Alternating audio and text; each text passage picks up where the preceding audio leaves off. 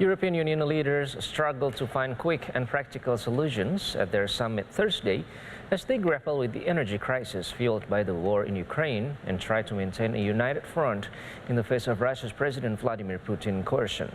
After long talks in Brussels dragged well into the night,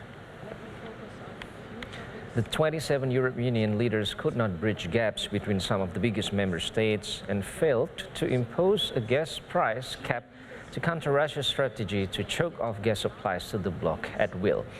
EU Commission President Ursula von der Leyen says that Russia had already cut two-thirds of the gas supply to the EU. She added that other suppliers, such as the United States and Norway, compensated for this completely.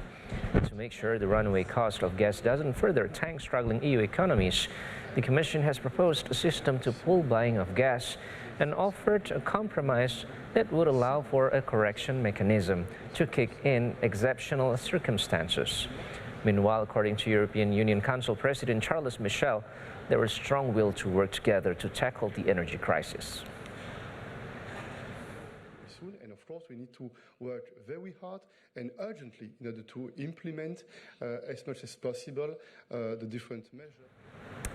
And in Belgium, where protesters in Brussels held a climate and energy rally Tuesday near the European institution, housing a two-day summit of 27 heads of states.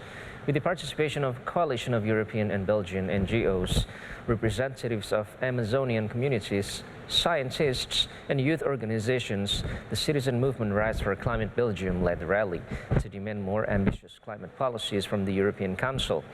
They hope the policies will better meet the commitments of the European Green Deal and the Paris Agreement.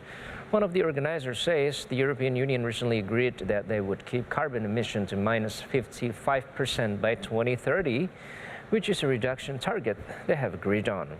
Among the protesters were representatives of Amazonian communities who held signs reading "Stop Ecocide."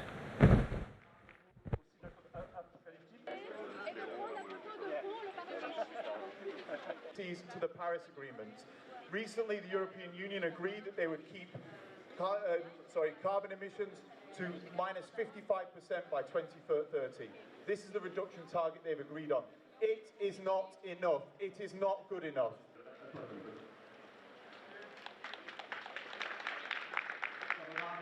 Aussi